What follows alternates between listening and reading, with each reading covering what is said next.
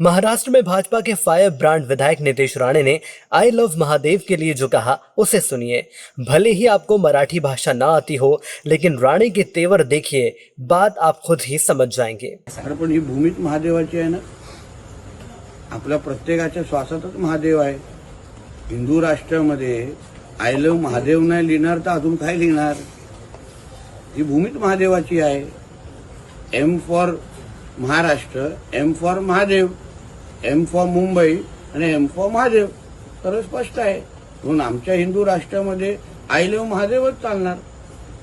त्याच्यामध्ये मी काय दुसरं काय, मी पाकिस्तान, कराची, इस्लामाबादमध्ये बसून आय लव महादेव नाही लिहिलेलं आहे। मी आमच्या भारतामध्ये हिंदू राष्ट्रामध्ये आमच्या हिंदुत्वादी विचाराच्या महाराष्ट्रामध्येच बसून आय लव महादेव लिहिलेलं आहे, पोस्ट केलेलं आहे। त्याच्यामध्ये काहीच चुकीचं नाही।